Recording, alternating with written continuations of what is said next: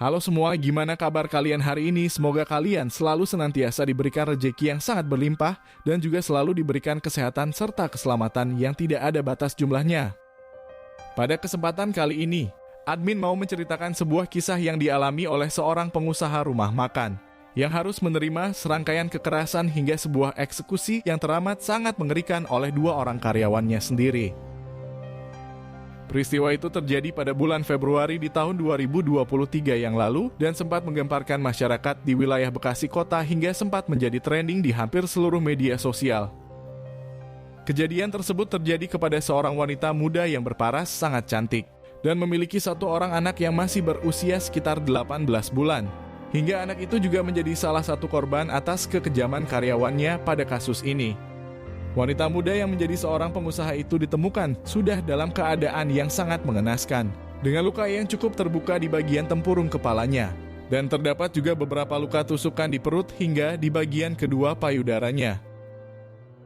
Menurut keterangan dari beberapa sumber, diketahui bahwa wanita itu tergeletak dengan banyak bercak merah di ruko tempat usahanya. Dia tidak sempat tertolong dan terbujur kaku di samping sebilah tajam yang menjadi bukti atas kejadian tersebut. Dua orang karyawannya juga seketika menghilang dari sana dan dipastikan bahwa keduanya adalah aktor utama dalam skenario kekerasan kepada si wanita itu. Selain menghabisi bosnya dengan cara yang sangat tidak manusiawi, kedua karyawan itu juga membawa anaknya hingga melarikan diri dengan beberapa barang dari kepemilikan si wanita tersebut. Setelah beberapa jam kemudian, mereka akhirnya tertangkap saat menaiki sebuah kendaraan umum. Mereka mengaku bahwa tidak sengaja melakukan tindakan itu karena dipicu rasa sakit hati dan rasa dendam yang luar biasa mendalam. Keduanya mengungkapkan bahwa korban bertindak dengan sesuka hatinya. Mereka sering dibentak dan dimarahi hingga puncaknya terjadi perdebatan yang membuat mereka akhirnya memutuskan untuk menggoroknya dalam keadaan yang masih bernapas. Sebelum admin melanjutkan kisah dari kasus ini, admin ingin mengingatkan terlebih dahulu kepada kalian untuk selalu bisa mengambil intisari atas makna yang tersirat dari setiap kejadian pada kasus yang admin sampaikan. Karena beberapa cerita selalu memiliki kesamaan tentang alasan atau persoalan yang terjadi. Beberapa kisah bahkan dipicu oleh sebuah perkataan yang tidak pantas. Hingga sebuah kata yang keluar itu bisa sangat menyakiti dan bahkan memunculkan rasa dendam yang luar biasa hebat. Seperti pada kasus ini, sebuah problematika antara seorang pemilik usaha dan karyawannya yang terlibat sebuah pertikaian. Hingga ada sikap yang seolah menjadi seorang penguasa atas diri orang lain. Dan pembalasan selalu lebih menyakitkan dari tindakan awal yang sudah dilakukan. Semoga kisah ini juga menjadi pelajaran yang amat penting untuk kita semua dan kejadian yang serupa tidak akan pernah terulang kembali di masa yang mendatang.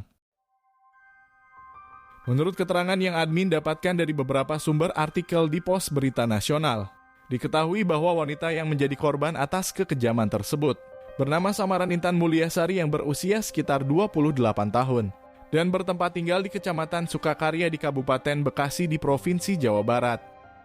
Menurut beberapa informasi dari pihak keluarga korban, Intan Mulyasari dikenal sebagai seorang wanita yang sangat mandiri. Dia bahkan membuka usaha makanan capat saji itu hanya bermodalkan nekat dan dilakukannya sendirian. Menurut penuturan adik korban yang bernama Erik Julianto, korban sudah menikah sebanyak 2 kali dan dia ditinggal mati oleh suami pertamanya saat anaknya baru berusia 2 bulan. Sewaktu itu kakaknya berjuang seorang diri membesarkan anaknya. Dia sempat bekerja di beberapa pabrik di kota Bekasi dan akhirnya memutuskan membuka usaha ayam goreng. Kegigihan dari Intan membuat Erik Julianto sempat terharu. Menjadi seorang janda yang ditinggal mati oleh suaminya sangat tidak mudah dan rintangan itu berhasil dia lakukan dengan sempurna. Erik Julianto juga mengatakan bahwa kakaknya Intan tidak memiliki ilmu sama sekali mengenai usaha. Dia belajar sendirian hingga akhirnya bisa membuka cabang di beberapa tempat. Meskipun dengan segala kendala, Intan Mulyasari selalu bisa mengatasinya sendirian. Erik Julianto menyebut bahwa Intan sama sekali tidak pernah meminta pertolongan kepada kedua orang tuanya. Dia benar-benar seorang wanita yang independen dalam menjalani kehidupan yang keras ini. Erik Julianto juga meneruskan di beberapa bulan belakangan ini Intan sudah menikah lagi. Setelah perjuangan selama 2 tahun sendirian, dia memutuskan untuk mencari pasangan hidup yang menemaninya. Suami kedua dari kakaknya itu juga adalah saksi kunci yang pertama kali melihat atau menemukan Intan Mulyasari dalam keadaan yang sangat mengenaskan.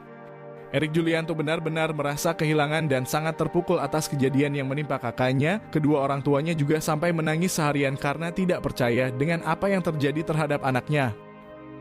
Mereka ingin kasus ini diselesaikan dengan hukuman yang setimpal. Mereka berharap kedua pelaku itu dihukum seumur hidup atas perbuatannya tersebut. Terlebih dua pelaku itu baru bekerja dengan anaknya selama 5 hari dan itu tidak masuk akal jika alasan melakukan tindakan gila tersebut berdasar rasa sakit hati yang mendalam. Meskipun Intan Mulyasari memiliki perwatakan yang tegas, namun hal itu diyakini untuk kebaikan bersama dalam melakoni usaha ayam goreng itu. Dan keterangan yang disampaikan oleh kedua pelaku hanya sekedar belaka. Erik Julianto mencurigai keduanya memang ingin menguasai harta kepemilikan dari kakaknya. Karena memang terbukti bahwa beberapa barang itu dibawa oleh kedua pelaku hingga rencana atas eksekusi terhadap kakaknya sudah direncanakan dari 3 hari yang lalu. Dan itu menjadi sebuah bukti kuat bahwa keduanya memang sudah memiliki perencanaan yang matang.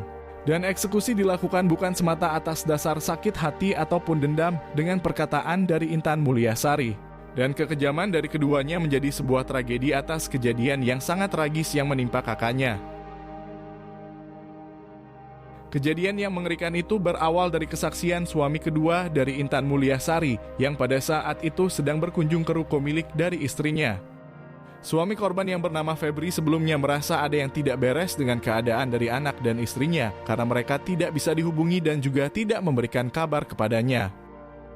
Febri kemudian langsung mendatangi ruko ayam goreng tersebut dan setelah sampai di sana ternyata ruko itu dalam keadaan yang sudah tertutup sangat rapat.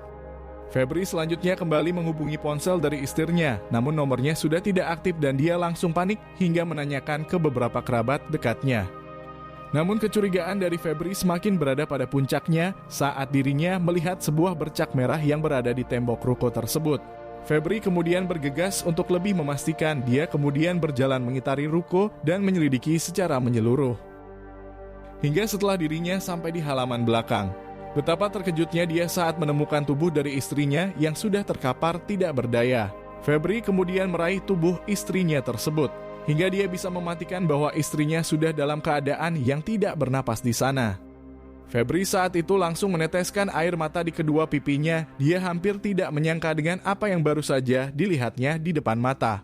Ada beberapa luka yang terdapat di tubuh dari istrinya. Luka yang paling parah berada di tempurung kepala yang bahkan hampir hancur dengan berlumuran banyak sekali bercak merah. Saat itu Febri kemudian memberitahukannya ke beberapa warga di sana. Dia juga menelpon pihak keluarga dari istrinya dan mengabarkan sebuah kabar yang sangat menyedihkan tersebut. Beberapa warga selanjutnya menyuruh Febri untuk melaporkan kasus ini ke pihak berwajib, hingga beberapa jam berikutnya pihak kepolisian akhirnya datang bersama dengan petugas medis ke lokasi kejadian. Mereka selanjutnya memberi batas pengaman di ruko usaha tersebut dan kemudian membawa tubuh dari Intan untuk dilakukan penyelidikan yang lebih mendalam. Petugas juga mendapatkan beberapa bukti di tempat perkara. Mereka menemukan sebilah tajam hingga sebuah tabung gas LPG yang diduga digunakan sebagai alat untuk melakukan tindakan gila para pelaku. Dari hasil penyelidikan itu, pihak kepolisian juga mendapat laporan bahwa pelaku membawa anak dari korban. Anak itu dibawa mereka menggunakan sebuah kendaraan umum. Meskipun masih dalam proses penyelidikan, petugas menduga bahwa pelaku pada kasus ini adalah seorang karyawan yang bekerja untuk korban. Terduga pelaku itu berjumlah 2 orang dan salah satunya masih berusia di bawah umur. Atas beberapa bukti yang sudah didapatkan, pihak kepolisian kemudian bergegas dengan sangat cepat untuk melakukan pengejaran terhadap keduanya. Hingga berselang beberapa hari berikutnya, anak korban yang berusia sekitar 18 bulan tersebut berhasil ditemukan. Balita itu berada di sebuah pos ronda di salah satu kampung di Kabupaten Subang. Polisi menduga bahwa kedua pelaku sengaja meninggalkan anak itu sendirian di sana. Hingga setelah berhasil menemukan anak korban yang diculik oleh pelaku, beberapa jam kemudian keduanya berhasil ditangkap di tempat persembunyiannya. Kedua pelaku itu tidak melakukan perlawanan. Mereka juga langsung mengakui atas perbuatan yang sudah dilakukannya kepada korban. Kedua pelaku itu kemudian dilakukan serangkaian interogasi secara menyeluruh. Petugas ingin menggali lebih mendalam atas motif yang sebenarnya terjadi. Hingga satu orang pelaku yang bernama samaran MK dan berusia sekitar 14 tahun tersebut mulai menceritakan kronologis dari awal pertemuannya dengan korban hingga memutuskan untuk mengeksekusinya. Dalam keterangannya di kantor kepolisian, MK mengungkapkan baru mengenal Intan Mulyasari di beberapa minggu belakangan. Saat itu dia ditawarkan untuk bekerja di tempat usaha milik Intan, karena MK memang sedang menganggur dan tidak memiliki pekerjaan sama sekali. MK kemudian mengambil pekerjaan itu dan langsung bertemu dengan korban di Kabupaten Bekasi. MK tidak sendirian pada saat itu, dia bersama dengan pelaku yang lain bertemunya dan langsung ditawarkan kesepakatan kerja. Keduanya langsung menyetujui hal tersebut dan beberapa hari berikutnya mereka langsung bekerja di tempat usaha milik korban. Sebelum MK dan HK bekerja secara penuh, mereka terlebih dahulu diajarkan beberapa teknik dalam memasak ayam goreng, dan yang turun langsung dalam proses mengajar adalah korban itu sendiri. Awalnya kedua pelaku tidak merasa keberatan dengan proses ini, namun beberapa kali mereka merasa kesal dengan ucapan kasar dari korban. Dalam pengakuan kedua pelaku di kantor kepolisian, keduanya merasa tidak terima dengan perkataan kasar itu dan mereka terpancing emosi yang cukup mendalam. Namun karena pikiran dari mereka bisa dikontrol, keduanya kemudian hanya menyimpan rasa dendam itu dan tidak berani melampiaskannya pada saat itu juga. Berselang 2 hari berikutnya, ucapan kasar yang terlontar dari mulut Intan kemudian membuat mereka sudah tidak bertoleransi lagi. Terlebih saat itu keduanya diperlakukan tidak adil dan dianggap sebelah mata oleh korban. Kedua pelaku juga mengatakan bahwa mereka terpancing emosi dan memiliki rasa dendam yang luar biasa hebat saat Intan memberikan kabar bahwa mereka akan digaji tidak sesuai dengan perjanjian di awal. Intan mengaku bahwa kondisi usahanya sedang tergoyahkan dan pemotongan penghasilan adalah solusi yang terbaik dalam usaha tersebut. Akan tetapi keduanya memprotes kebijakan dari Intan, mereka merasa bahwa penghasilan itu tidak sepadan dan ingin dibayar dengan sepenuhnya. Hingga karena hal itulah yang membuat mereka harus melakukan perdebatan yang sengit dan itu cukup menguras emosi yang tidak terbatas. Intan tetap dengan keputusannya dan dia tidak ingin berdebat dengan kedua karyawannya hingga jika memang mereka masih keberatan sebaiknya keluar dari pekerjaannya tersebut. Beberapa kali ucapan dari Intan seperti tidak terkontrol. Dalam pengakuan MK bosnya itu selalu memarahinya dan berkata-kata sangat kasar kepadanya. Hingga dari sana MK dan HK mulai menaruh dendam yang luar biasa mendalam. HK kemudian mengajak MK untuk merencanakan sesuatu yang mengerikan terhadap bosnya tersebut. Rencana jahat dari keduanya kemudian disusun dengan sangat rapi. HK yang memiliki usia yang lebih tua menjadi aktor utama dalam kasus ini. HK selanjutnya mengajak MK untuk menghabisi bosnya. Dia mengungkapkan bahwa mereka harus membalaskan dendam ini dengan cepat. Hingga tiba kemudian di hari yang mengerikan tersebut, saat itu MK dan HK sudah bulat untuk melakukan eksekusi terhadap Intan Mulyasari. Pada hari itu Intan sedang berada di ruko tempat usahanya, dia juga sedang bersama dengan anaknya di sana. Awalnya Intan tidak memiliki kecurigaan sedikitpun terhadap kedua karyawannya, dia kemudian membantu mereka dalam merapihkan dagangan jualan. Menurut keterangan MK di hadapan petugas, pada hari itu mereka sempat mengurungkan niat untuk mengeksekusi bosnya tersebut karena mereka melihat dia sedang bersama dengan anaknya. Namun sayangnya bosnya itu kembali memarahi dan berkata kasar terhadap mereka dan itu kembali memunculkan amarah yang cukup tinggi yang memuncak di benaknya. Singkat cerita, saat itu HK kemudian langsung membenturkan sebuah tabung gas LPG ke kepala dari korban. Dia membenturkannya sampai berkali-kali dan langsung membuatnya jatuh tidak sadarkan diri. Sementara itu MK memegangi anak dari korban, dia menyumpal mulutnya agar segera berhenti untuk menangis. Serangan yang dilancarkan oleh HK tidak berhenti di sana. HK juga sempat menusukkan sebilah takam ke tubuh dari Intan secara membabi buta. HK juga kemudian kembali membenturkan tabung gas LPG tersebut dan itu sampai membuat tempurung kepalanya sampai pecah. HK melakukan tindakan kejam itu sebagai upaya pembalasan dendam. Dia mengumpat dan memaki korban saat dirinya sudah di penghujung hidupnya. HK dan MK kemudian memastikan kondisi dari korban.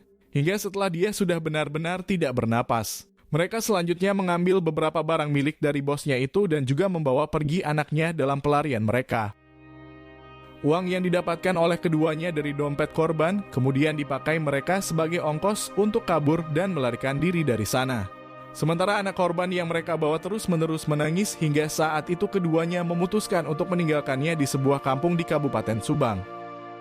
Namun sayangnya dalam pelarian itu mereka akhirnya bisa tertangkap dengan mudah dan aksi gila keduanya segera harus mendapatkan sebuah hukuman. Keduanya kemudian ditangkap di tempat yang berbeda dan mereka selanjutnya diadili di pengadilan di wilayah hukum di Jawa Barat. Menurut keterangan yang saya dapatkan di beberapa sumber berita, Satu pelaku yang masih berusia sekitar 14 tahun itu kemudian mendapat potongan hukuman dari Komisi Perlindungan Anak. Dan dia akhirnya hanya dihukum selama 5 ataupun 15 tahun kurungan penjara. Sementara satu pelaku yang lain, dia kemudian dihukum dengan hukuman mati yang berlaku di Indonesia karena tindakan atau perbuatannya terbukti dengan perencanaan yang sempurna. Semoga atas kejadian ini kita bisa mengambil pelajaran yang sangat penting, terlebih komunikasi terhadap orang lain harus bisa lebih dijaga karena perkataan buruk selalu berpotensi pada keburukan yang lain. Dan semoga kejadian yang serupa tidak akan pernah terulang kembali dan kita bisa menjaga setiap perilaku dan perbuatan terhadap orang lain.